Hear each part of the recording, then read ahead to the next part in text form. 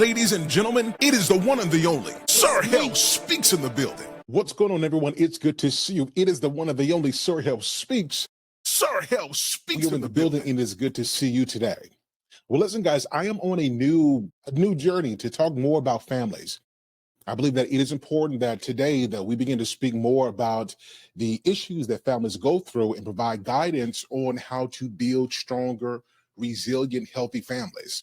And part of that is going to require us to have some candid conversations about some of the things that may serve as blockers to that end. But before we get this, everybody do me a favor. If you're new to my platform or if you're returning, do me a favor, hit the like button, hit the button, make sure you are subscribed. And then if you'll be so kind to share this with somebody else as well, we're going to grow our platform, and we're going to do so by building healthy relationships, healthy families, and talking about some of the things that happen in society that I think needs a little bit more attention. Now, listen, so I'm doing this video today because I came across a video that was simply horrible. And this hinges off, a discussion that I had with somebody, with people, that some people simply should not be parents. Now, this may be a controversial statement, but I stand by it. Sir Hale Speaks in the building. There are certain people, certain mothers, certain fathers who just don't have it.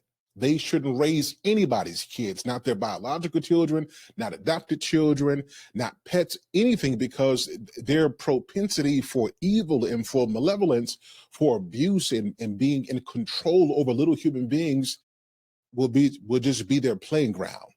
And in today's reaction video, we're going to see precisely that. Everybody, I want you to govern yourselves. I want you to have some viewer discretion. What you're going to see may be potentially triggering. And so I want to give you guys that warning as we watch this. But this is something that happened where an adoptive mother was found to be completely negligent and abusive of the children. And the only way that this was discovered is because one resilient, one strong and courageous young girl had the gumption, had the audacity to escape. And the police officers in this, to me, did a really good job in understanding the situation and understanding its severity and bringing this woman to justice and helping to protect those kids. Everybody, turn this up, take a look at this. We're going to react to this, and I'm going to come back and I'm going to share with you my thoughts on this. It's 2 p.m. in Piedmont, Oklahoma, where police find a runaway child who reveals some alarming information. Don't run or I'll chase you and put you in handcuffs. I know you don't. Let's go talk about it. But until you're in my car, we're not talking. Stand up. Stand up. Yes. Now, some of you who are watching this may be saying that the police officer shouldn't be that difficult and that hard with this young child. He should be a little bit more gentle. We have to understand the circumstances, right? The circumstances are this child ran away, and with there being an uptick, or at least there being incidents where children do this, there is the necessity for establishing order, and that's what this officer is doing here. So let's continue. Are you going to listen? I don't want to yell at you. I want to be nice to you, but I'm not going to chase you. And this is what I was saying. So the goal here is to make this interaction as simple and easy as possible. So he establishes order, and then once order is established, then he can become a little bit more kind to this young girl. I'll tackle you before you have time to run. Do you understand? Yes. Okay. I don't want to do all that. I want to help you and figure out why you ran away and all that, but... Can we talk about it at the police station? We can talk about it in my car first. Do you need it? Is this any of your stuff? Okay, let's go to my car. I have located her. Claire, I'm just going to go around this building. What's going on? Why'd you run away? I don't want to be there. Why not? She's scared. She's scary? Who?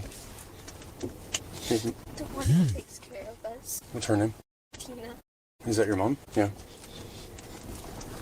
What's scary about her? I'm scared to get in trouble because she goes to the extreme. She goes very far when she gets into trouble. Like what? Now, everybody, this is so important. And the reason I'm bringing this up, it's important because there are a lot of circumstances where a lot of people can relate to this young girl. Some of you were raised by parents who, when they got angry, they were extreme with it. It could be very minor infractions, and because their anger was unchecked and you didn't have anybody to outlet to, and we created a culture where violence under the name of discipline was the norm, a lot of you were romanticized being beat and whipped with extension cords and with skillets and with pots and pans A lot of you can identify with this. And the reason I'm bringing this up is because if you don't begin to understand and establish what healthy normals are, then everything goes under the umbrella of discipline, even when that discipline really is actually undercover abuse. Let's listen to more of why she is saying she is scared of her mother. What happens when you get in trouble? Sometimes she locks us in a closet. Locks you in a closet? For how long? The longest I've been here has been like 4 days. 4 days? Did everybody hear this? One of the extreme things that was done to this child is for something that she did, she was locked in a closet for 4 days. Let's continue to listen. Let's see if we can make this make sense, which it can't, but let's listen to more. When did that happen? Most recently? It was last year. It was around Easter. And what did you get in trouble for that made that happen? Making my sister's food. You were making them food? I was sneaking my sister's food that she gets from school. Why'd you get in trouble for that? Because I'm not supposed to. Make food? No. Now, my sister, my little sister, she was bringing like snacks from school, and I was having her keep it in the bedroom so I could have some. And so when she figured it out, she tased me and locked me in a closet for 4 days. She tased you? Police waste no time investigating. So everybody I want you to listen to that. And the reason this is important is because I don't think that we protect our kids enough. I think that we lean on the side of our parents, of adults, because we expect them to be rational. And it is, unless you've experienced this kind of violence and this level of toxicity from a parent, you can't imagine any mother or father who is capable of such evil. But I want to make this clear. Just because you had a great mother or a great father or a great parent does not mean that that's everybody's experience. And we oftentimes talk about projection being in the negative sense, but sometimes you can project your positive experience on somebody who didn't have that. And in here, you see this young girl says that she was punished. The longest she was put into a closet was 4 days. And for this minor infraction about eating snacks, she was tased and put into a closet. This is not discipline. This is a monster who is abusing these children, who simply doesn't care about anybody else but herself. You want proof of this? Watch what she has to say for herself. Watch what this mother has to say about herself. The child's claims and questioned their foster mom, identified as 43-year-old Tina Ramirez. Let's see what she has to say. Have you ever locked your kids in the closet? Why would they tell me they've been locked in the closet? All of my kids said that. More than one. Before we move on, I got to say this. This is something that I've noticed in a lot of narcissistic, a lot of toxic families, is when there is a pattern of evil behavior that multiple people are reporting. And the person who is said to have done that can just easily deny any of these claims. So no, it didn't happen. Everybody is lying. This is important for you to see, for those of you who are in families who have had a positive experience with somebody who you couldn't imagine doing this. Your positive experience is oftentimes a very well thought out performance to keep you at bay, so you would never even believe that that person who is great to you is capable of such evil to someone else. Never assume that somebody who is great on the outside, who says, I would never do this, all the kids are lying. Never assume that they're incapable, because where there is smoke, there's often fire. And just because they can put on a great performance trying to establish their innocence does not mean that they're not guilty. Let's listen to more. Let's hear some of the reasons, some of the facts and details about this situation. Found this letter, and I'm sure you've read it. It was in your closet. Oh, yeah. Tell me about these letters. Sure, absolutely. I mean, why is she saying all this horrible stuff is happening to her if... She does that. It's how she vents. Right. I mean, is it the truth? I mean, those are old. I wouldn't know. Like, She's talking about being beat up. She's talking about having scissors to her throat, talking about pulling you off of her and you telling her you would have killed her. Right. A grown woman and a child had an altercation. Let me tell you something in my house. My children are old. My sons are both taller than I am. My daughters are very smart. One thing we don't have is altercations, because if you are old enough and have to physically fight your children, that means that the discipline didn't occur at some level. There are no altercations.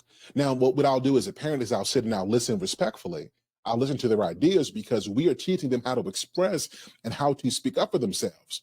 But an altercation that requires scissors to their throats, that doesn't speak on how bad the child is. That speaks to the lack of responsibility and authority that the parent lacks for some reason or other. Let's listen to this as she tries to get out of accountability and make it seem like there was mutual issues between her and the child. Let's listen to what her is behind this. With scissors? No, there was no scissors. She was coming at me. Okay. But we can't pull it off because she was holding my hair. Of course, she's the victim. Of course. And yeah, that did happen. That did happen, yes. How do you discipline these kids? So the part about the conflict about the young child coming at her was true, but what she is, two things that have been said about her, all that's untrue. What the kid did wrong is true. What the parent did is being accused of is wrong. Red flag. I mean, I know we talked about it earlier. Do you spank them? No. Do you hit them ever? No, I've had altercations before. Yeah.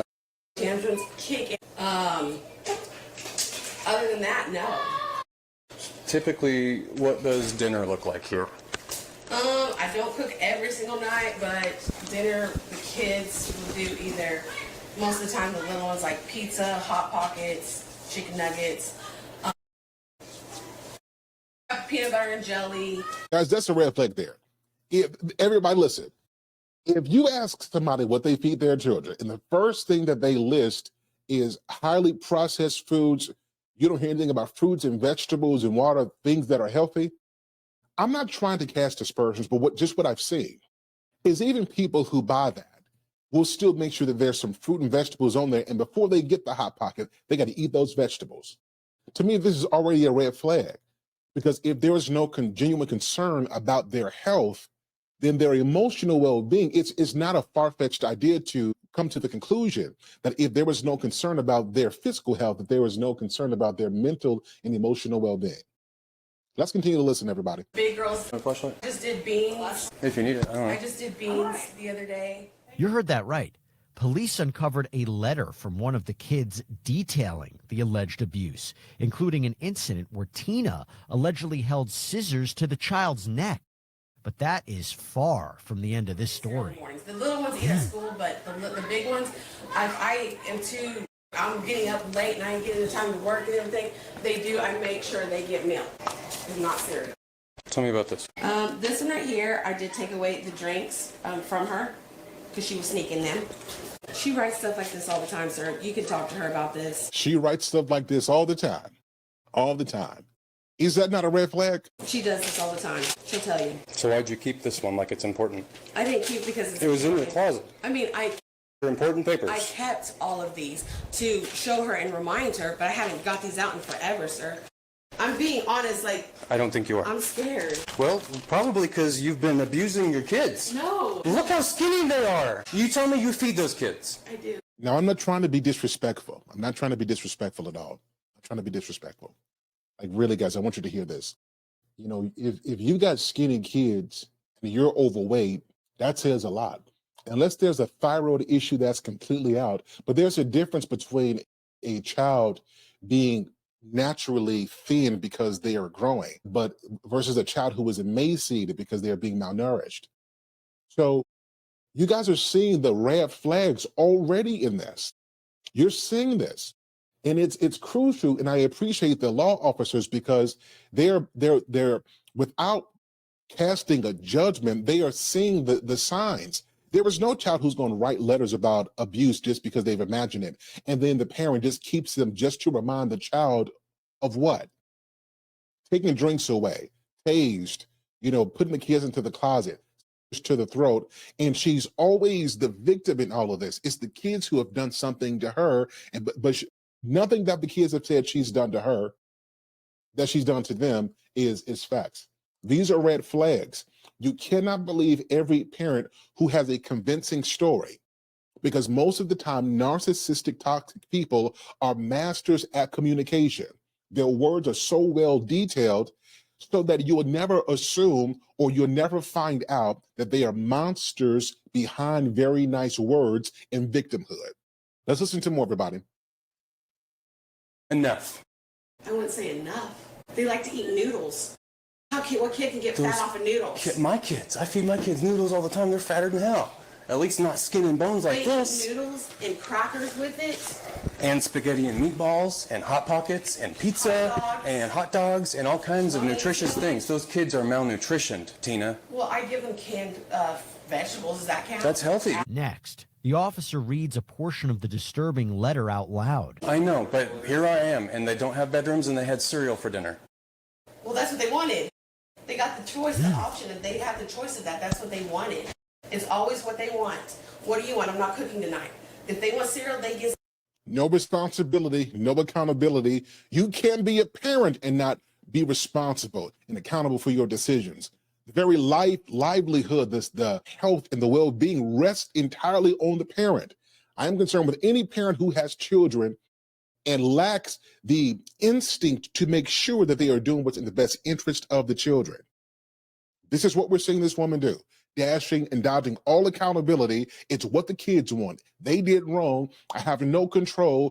It's about them. That if you can't control and guide the kids, tell me why exactly do you have them? Cereal. If they want a bologna and cheese sandwich, they get it. Ask all of them. That was their option tonight. I'm not sure what she wanted. I said, what do you want? There's beans from last night that I cooked.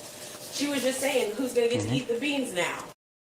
She loves my cooking. My kids love my cooking. Dear God, I think she's going to kill me. I didn't do anything. You and I both know that. I have been talking to you, praying, and trying to be polite, helpful, and respectful. I've been shutting out all the bad thoughts, but it's no use. But I won't let their negativity and discouragement stop me. This is my year for as long as I'm alive. I'm going to change, but I won't let anyone stop me. I want to change. But if she kills me, I know that I was making changes to make me better. I'm going to be kind and respectful still. She held scissors to my throat. Scissors, underlined, to my throat. She left bruises on my neck, along with cuts from her nails. She cut the inside of my lip, and now one of my front teeth is moving slightly. My nose is clogged with blood, and my ear is bright red with plenty of scratches on it. And it hurts so bad. I can't lay on that side of my head. You know I could get her in trouble for that. And the fact that she said, I'm going to kill her with at least 2 people besides me that can verify that. Then she whispered to me, if Katrina didn't stop me, I would have choked you till you passed out. And I'm the sick, twisted one, but no, I'm going to stay here just to prove what I can change. Yes. Tina, combine that with the fact that these kids have run away 7 times from you? How is any 7 reasonable person times. supposed to think you're not starving and abusing these kids? Okay, mental abuse, I would say yes. Physical abuse, no. Has there been altercations? Yes, there has. Starving, like you said, I feed them, but it's not the food that you're saying your kids get. No, I quoted the noodles you said. Okay, you said noodles, I said noodles. We're not starving them. Why do I have all this food? If you're feeding them, why are they skinny? Have you talked to them about that? I have. And what did they say? That's not what we're talking about. I'm asking you questions right now. If you're feeding them, why are they skinny? Wait a minute. Whoa. Wait a second. There's a husband involved here. There's a man involved in this situation. I am highly upset behind this. So not only is it one person, and let's say she is the only one perpetuating violence and she's toxic, the fact that there is a man there that won't stop it equally contributes to what she's doing. They're both responsible. I want to hear a little bit more. Let me see if I can get a little bit more context, because this is absolutely out of control. I'm real close, but those 2 older girls, you can't look at me and tell me they're eating enough. Tell me they're eating enough. There's a time we thought they had parasites. I even bought them parasite medicine. It's around here somewhere. Did they go to the doctor? We'll take care of potential parasites, but won't take care of their mental health. That makes sense. No. When's the last time they've been to a physician? Because it's been a while. How long is a while? See, I think the last time for was to get a shot and the dentist to get her retainer taken out. So maybe 2 or 3 years ago. They haven't been to a physician in 2 or 3 years? No. Look how skinny they are. You thought they had parasites? And you didn't take them to the doctor? She told, I've had parasites. You should go to the doctor if you have parasites. You should take your children. No, we don't care. Let me say what the officer is not saying here. We don't care if you had parasites. You're an adult. You can do what you want to do, but those kids can't. If you felt that they had that, you take them to a physician because that's the responsible thing to do. You don't equate what you do for your kids based on what you do for you. You have the choice as to whether or not you want to go, but those kids don't. That's what the officer should have said. We're going to watch this a little bit more. This is a bit much. We're going to watch a little bit more. Let's see if we can make a little bit more sense of what's happening here. To the doctor if they're skin and bones, Tina. You're right. You're right.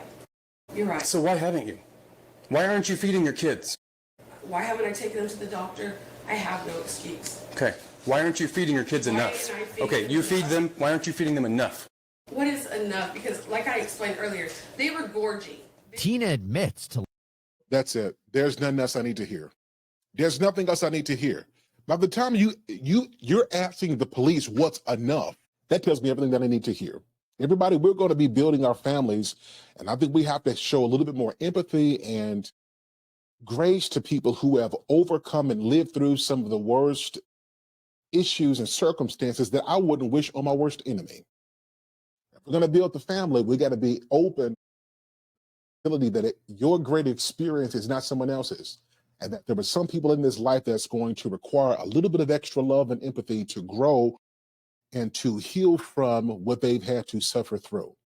Everybody does not deserve to be a parent, because some of these parents are devils in disguise. Everybody, I know this was a longer video than I typically do, but I want you guys to let me know what you thought about this. I'm going to leave the link to the full video in the comments so that you guys can review this. But this was simply atrocious. And as a father, my heart goes out to the children. My heart goes out to them. And any children who was in a situation like this, no child deserves this. Not one. There is no good reason no child deserves this. Let me know what you guys think in the comments. I'm going to end it right there.